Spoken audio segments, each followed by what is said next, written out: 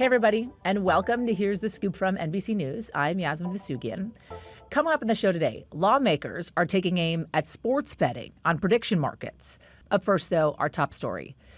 So we have been talking a lot about affordability. Gas prices are up in the wake of the Iran war. Inflation remains a problem. Job numbers are bad. The wealth gap between the rich and the poor in this country is at a modern-day high.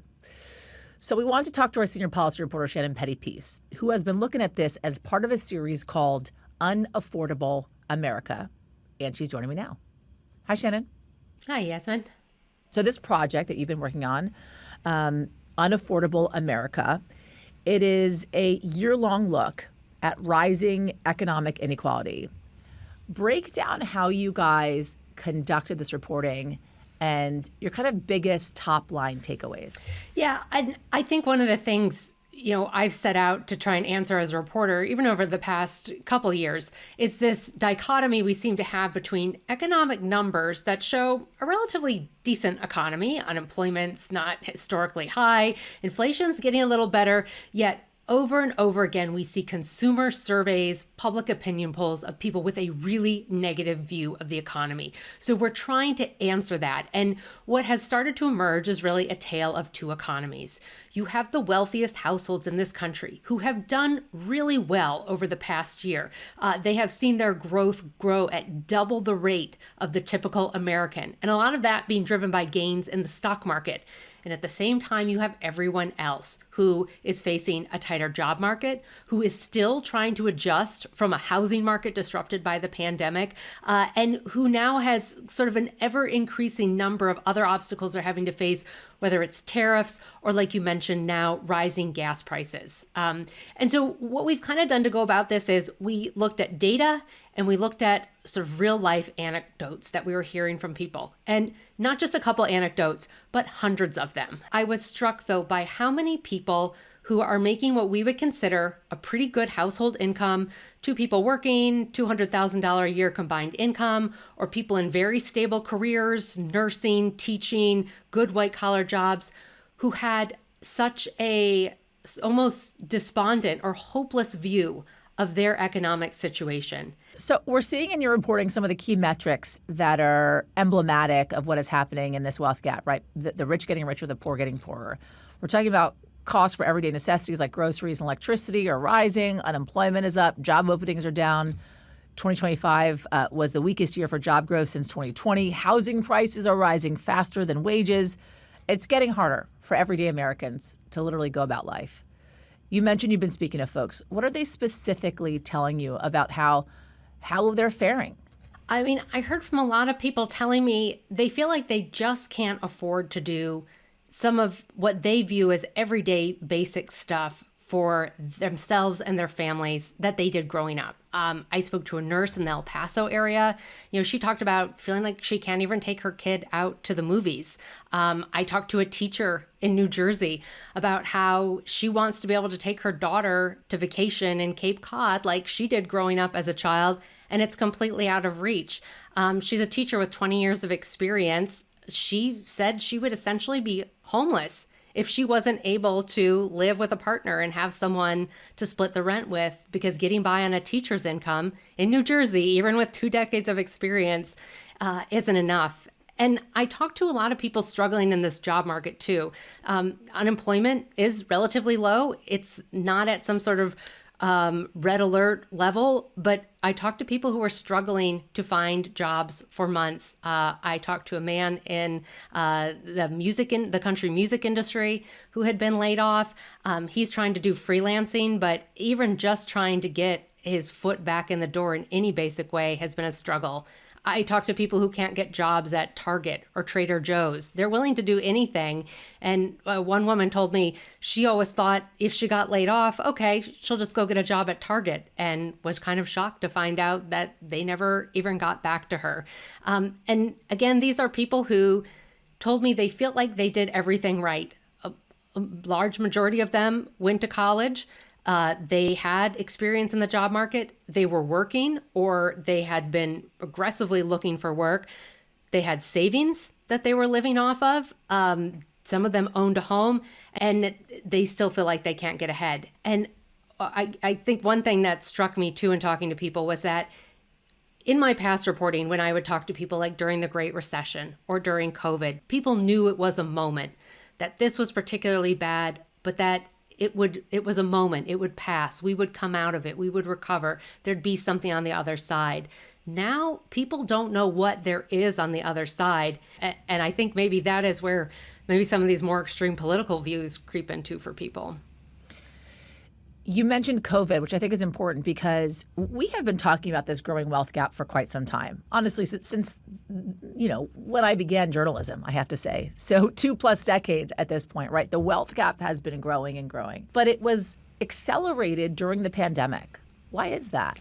So much was disrupted during the pandemic. And I will say there was a moment during the pandemic where it almost kind of closed a little tiny bit. If you remember back to that snapback from COVID, that 2021, 2022, when lower wage workers saw a big gain in their pay. You saw fast food workers making $18, $20 an hour.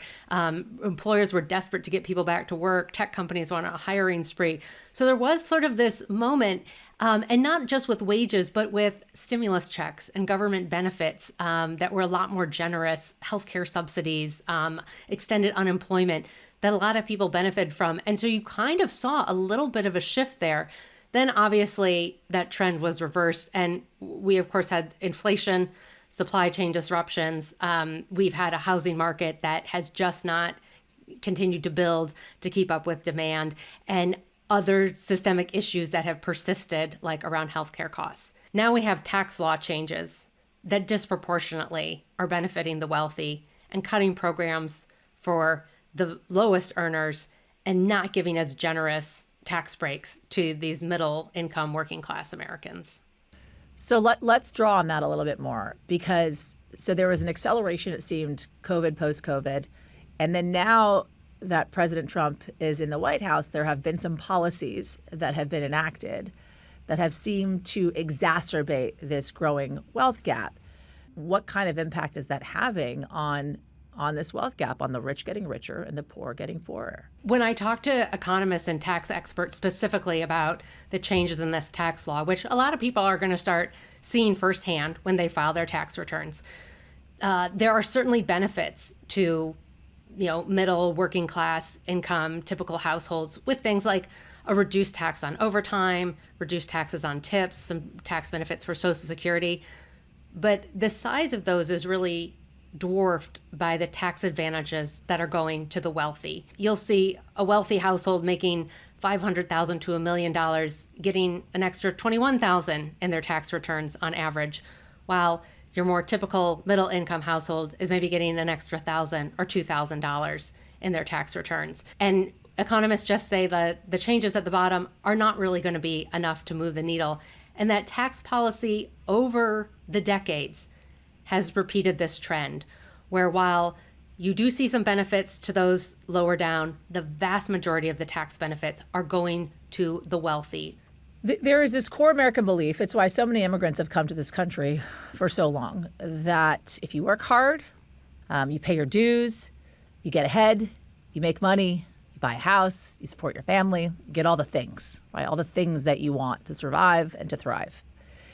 And it seems as if that idea is being shaken, that there's a bit of hopelessness amongst a lot of the people that you have interviewed. You couple that with midterm elections that are literally around the corner, the affordability crisis, right? A lot of people grasping onto this idea of affordability or lack thereof. The president even now taking hold of this idea of a lack of affordability and running with it in many of his speeches. What kind of solutions are out there for this quote unquote affordability crisis that you're hearing?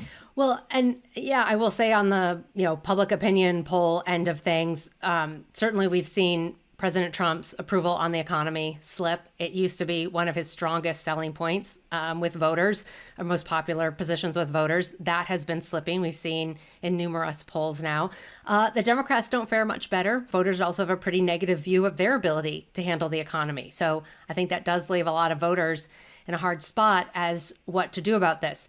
The Trump administration has made some proposals that could reduce mortgage rates or mortgage payments for individuals. Trump has been pushing for lower interest rates, which eventually could theoretically trickle down to home mortgage rates being lower.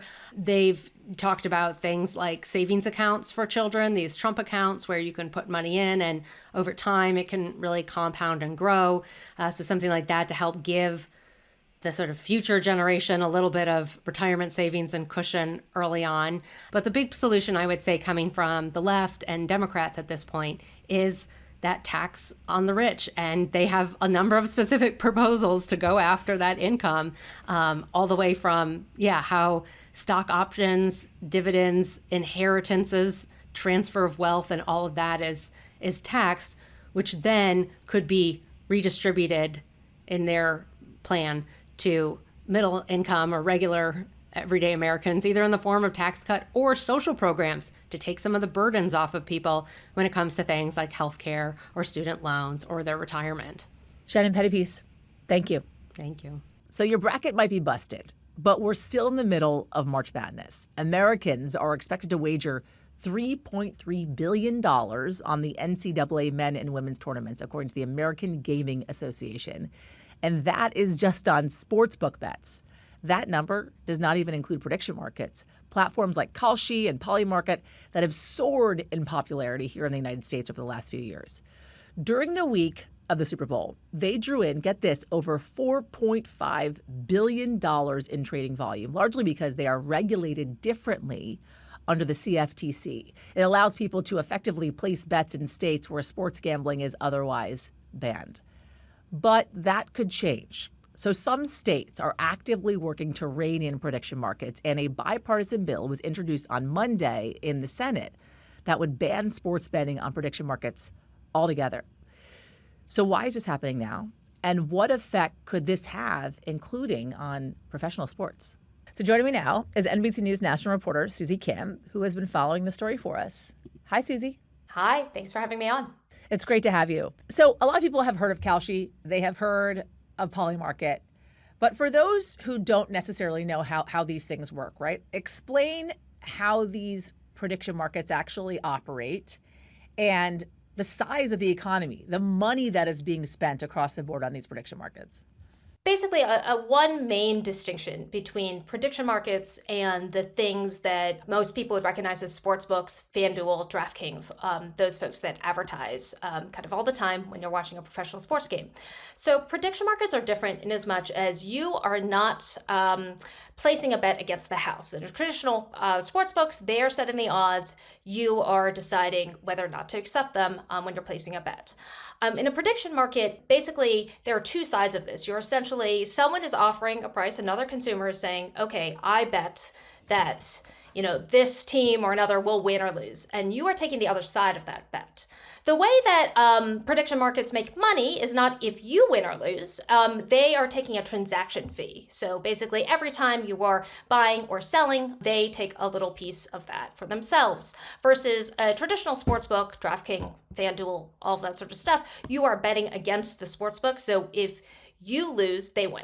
However, from the consumer perspective, when you are opening up your app and deciding whether or not you're going to bet if this team is going to win or lose, if this candidate is going to win or lose, there's not that much of a difference on the user interface level. So that's why a lot of people feel like, or making this argument that you're hearing more and more, that prediction markets are essentially gambling. How much money is being thrown around here? These are companies that have tens of billions of dollars in valuation. So in their biggest weeks, as you saw with the Super Bowl, there are billions of dollars that are pouring through these apps that people are betting on. And you are hearing about them more and more, and not just because of sports events and big things like the Super Bowl, but increasingly world events, because you can bet on things that are happening in the world with the war in Iran, with the invasion of Venezuela, things of that nature that are making the news as well. So this is something that very quickly blew up into a gigantic market here in the U.S. A bill was introduced on Monday in the Senate, the first bipartisan legislation targeting the rise of sports betting on these prediction markets. You talk about some of these huge numbers, right? What are the reasons why this bill is being introduced, but also because there have been controversies in the past when it comes to sports betting, especially, in Polymarket and Kalshi, and the potential for people to actually throw a game in favor of one way or the other because they might have money riding on it, or there are folks outside the circle that are influencing them because they have money riding on it. What is this bill actually specifically calling for now?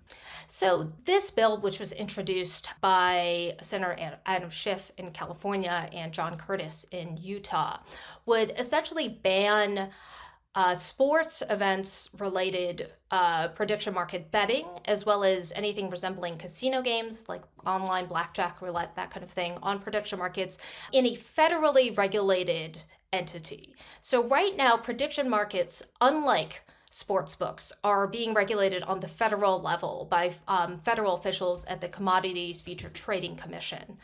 If this bill passed, it would essentially kick it to the states, and that it would basically leave it to the states to oversee those kinds of contracts if they decided they wanted to legalize them. So part of the reason that we're seeing this bill now is because prediction markets have essentially been able to get around those state level bans on online sports betting that residents of California, Utah, Texas have had to abide by simply having those very similar kinds of events offered on prediction markets. So there's a reason that you're seeing these two senators at this particular moment push forward with this legislation. This is actually also connected to a big fight that is happening on the state level, where you have dozens of states now that are trying to sue the prediction markets and saying that they are essentially running illegal, unregulated by them sports betting operations that states themselves, they believe, should have oversight over, not the federal government.